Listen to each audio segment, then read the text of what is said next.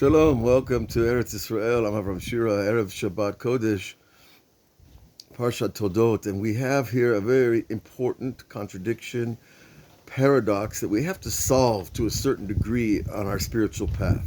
Judaism presents a lot of paradoxes, but they're not there to make us go backwards. They're there to force us to think deeper and to grow and to get closer to the creator of the universe. So it's a good deal.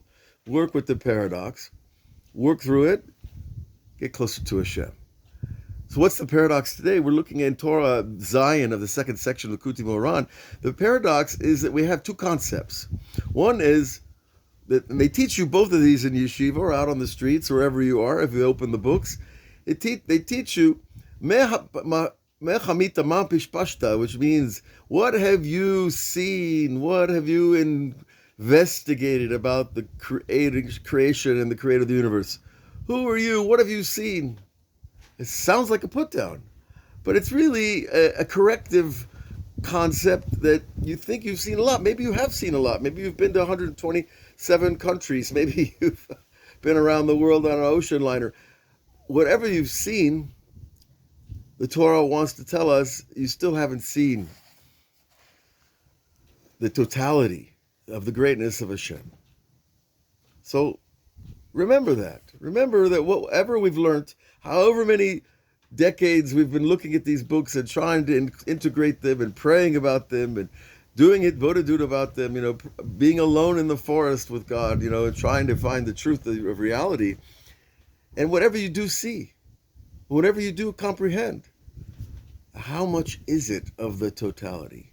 So it's kind of a humbling type of teaching. On the other side, we're taught another concept, Molo kol haaretz kavodo, that the entire world is filled with God's glory. Why do you have to search? Why do you have to go on a hike around the world to find Hashem? This world is filled with His glory. Now you might say, well, I don't see it. I don't feel it here. I got to get out of here. That's a personal issue with the personal reasons, and it's usually a good time to take a break. Take a hike somewhere new and renew your perception and your filter of reality. But still, so there's a second side of the equation. Isn't the first side. The first side says, what have you seen? The second side says, He's filled with, this glory is filled everywhere.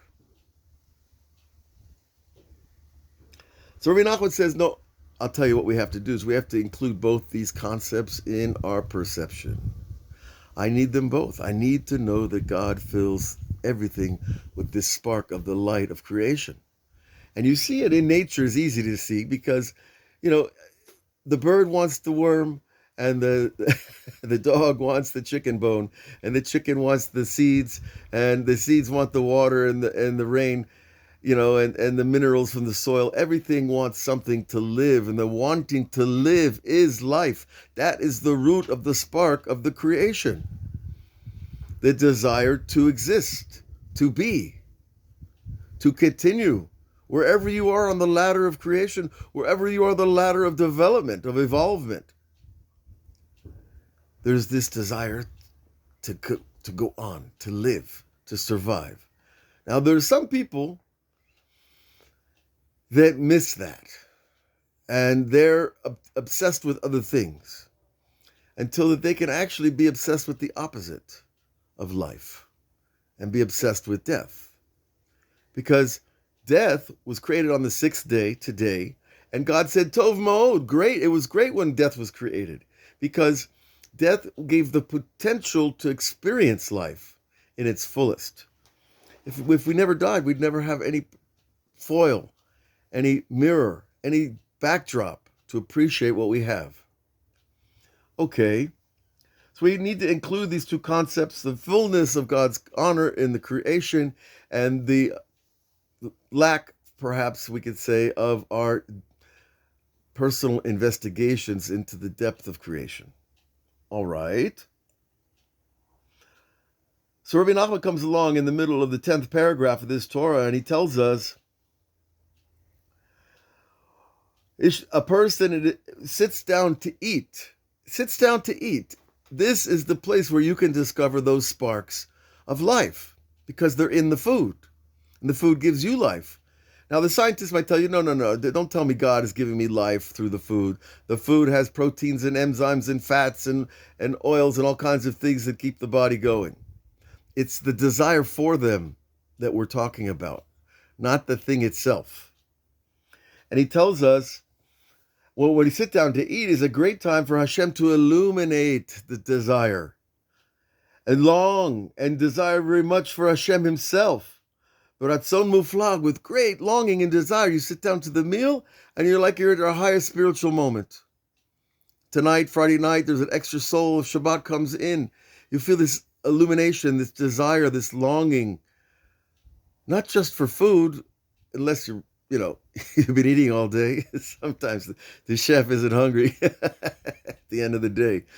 But it's that longing for God at the moment of the food that brings the spark out of the food and into your soul and illuminates you. So you're sitting in front of real physical everyday food, but your longing for Hashem is so great that it pulls the holy spark out of all those things, which is the idea of Malo Kala Arts Kavoto, the idea that the world is filled with His glory. It's in those bits of food. Now, but he's really yearning for Hashem. It's not a game we're playing here. I'm not yearning for the hamburger, right? I'm yearning for Hashem, but the hamburger happens to be there. It's like a side player. It's a prop in the play. Okay, so you're learning for God without knowing. What are you learning for when you're yearning for God? Ask yourself that question. What is it that he's talking to me all the time about wanting God, wanting to be one with God? What am I asking for? I'm not asking for a new couch, a new car. I'm asking for something I don't even know. This is a paradox. How do I ask for something I don't even know what it is? And they keep telling me it's infinite and eternal and you can't know it. And if you look deep enough in the books, they tell you, well, you can know his traits, the qualities of love and kindness and mercy and strength and power and endurance, all the points that are on the tree of life. You can know those. You experience them. But when you sit down to long for Hashem, what is it that you're longing for while you're waiting to eat? Let's say. And a person doesn't even know what he wants. This is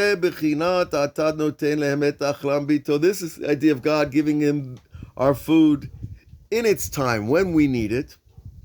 In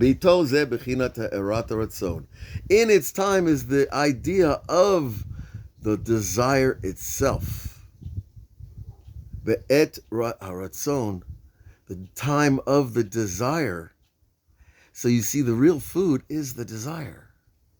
Another paradox. The hamburger is not going to be enough to change your life, but the desire for God will. The desire to know Him. It's not a desire to be religious and to grow your beard or to take on the whole religious lifestyle. That's a lot in the beginning. It took me 30 years to, keep on moving down those railroad tracks. It's a long walk. But you begin and you feel good. You find something new, something powerful, something important, something meaningful. Well, I'll do this again and again, day by day. And that's how the Jews made it 40 years in the desert till they finally entered the promised land. This is Bechinat Ke'et Yamar LeYaakov, at the time that God said to Yaakov, Uli Yisrael. Usually when you see the split in the text of Yaakov and Yisrael, it means the men and the women, because God knows to talk to women is different than talking to men, right? And God has a soft touch. So He knows when to give the soft touch. It's usually to the women, Yaakov, Beit Yaakov, and it's usually the strong word is what the men respond to more.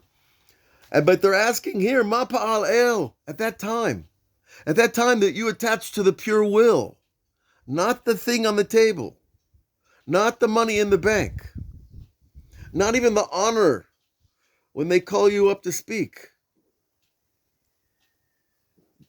At that time, the question is, what is God doing? Why has God put me here to speak? Why am I sitting at this meal with these people? What is God doing? Because we know it's always new and changing. And our sages said about this, Atidin, listen closely. In the future, the tzaddikim will be within the curtain of heaven. Lifnai lifnim chitzatan. He says, lifnim mimalachei hasharet. We, the tzaddikim. I shouldn't say we, right? I should say, I'll be in line somewhere in the back. That's fine with me. Just to be in line is good. But the tzaddikim, the real tzaddikim, and the future usually means when the theater production is over and the curtain goes up, and you see that this whole thing has been designed for us to have this relationship, and we will know more than the angels. The angels will be asking us what God is doing. Now that's hard to imagine here in our physical bodies, because we don't see through the walls, we don't see through time and space, we don't see through our own history, we don't even know our own brains, most of us. What's really going on inside, all the combinations of our traits from the tree. What are we here to fix? What we're here to give to others to fix, what we're here to share. But there is a level where a human being rises above the angel. And that is the goal. That is the purpose of creating man, to show the angels that we are actually closer to God than they are. Because they have chutzpah. A lot of the angels, many, I should say, I don't know about a lot, but a lot of the angels have chutzpah. They felt we shouldn't have been created. They felt man's going to sin. Why will you create man? We're not going to sin. We're angels. We just do what you tell us. It seems like a very simple thing. But we know they don't have free choice to go out and do the wrong thing. And this idea of the mechitzah, the boundary between what's going on in heaven and what's going on outside those realms where men or people, human beings, are not allowed to hear right away, where the angels do, which is the state of affairs now. In the future, we will go inside the curtain, which is the idea of the transcendent intellect that we have yet to understand. Understand what? Understand these paradoxes. Why, if I feel far from God, I'm actually close. Why, when I think I'm close, I'm really far. Etc., etc. And these external transcendental consciousness are layered. And they're layers of the intellect. And they will be opened up in the future. And then these upper ideas will come into the righteous people, and they will go in higher than the angels. Now you say, well, what do I need that for? I'd rather no angels don't bother me, right? The angel starts telling you what to do. There were great rabbis like the Gaon of Vilna and others that were told that the angel wants to teach you something, and they say, no, I want to earn it on my own. I don't want any freebies from heaven. Now that's an interesting discussion we should have sometime, but not now. The idea of should you take a freebie from heaven. My Rebbe already said, whatever they offer, you take it. Don't get complicated about it. If something heaven wants to give you something, it's good. And the first level of the illumination of the mind is asking the question itself. We need to have the question to receive the answer. And this is the illumination of will itself, wanting to know. That's what communication is built on. I want to know something. Or I have something that I learned that I want to share. This is ratzon, or will, which is above all the other traits on the tree. Pure desire is the root of the beginning, because God had the pure desire to create everything that you see, or ever will see or have seen. It's all invested with his desire. And that's the idea of ma, wow, ma chamit, what have you seen? Ma pishpasht, what have you investigated? And this idea of the pure will is revealed at the time of the meal. The meal of Shabbat is the best time for the revelation, because you have a higher soul with which to contemplate and to focus and to elevate and to release the weak and release all the stresses of this week, and release all the news reports from the war, and release all the amount of suffering that each person receives according to their exposure and according to their ability.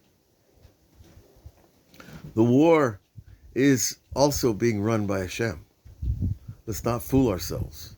Let's not believe everything we hear, and let's not deny everything that bothers us. Let's investigate the second idea, right? Because when you know to ask the question, you know, well, this is the question I need to ask. I don't need to ask why everybody dies. I know why everybody dies, because it's part of the elevation of the soul from the physical to the material, to the spiritual. That's important, obviously. But the revelation of the will, first there's the question, Ma, what is it I'm after? And the second is the revelation of will itself, pure will. And guess what you are when you comprehend and experience God's pure will? Well, you're an extension of Him. And if you become an extension of Him, it's much easier to go through life doing what we need to do. And that's the blessing. And that blessing is in our reach, whoever we are. We just need to sit down with these ideas before we eat. We wash our hands. Before we make a blessing, think about it. Look inside the book. Look inside the siddur. What are these words trying to tell me? What am I saying? Who am I talking to when I make a blessing? If you can go through some of these questions on a regular basis, you're going to start to get to that he'era, that illumination of will. And of course, well, the ultimate will is why God created the world, to have a relationship with us, to get pleasure and to give pleasure. Just like a father or a mother has a child, because they get tremendous pleasure from their children. And ultimately, the children are going to get pleasure from their parents, hopefully. So, these ideas are wonderful for a Friday afternoon, because repeat them, think about them, investigate, meditate on them.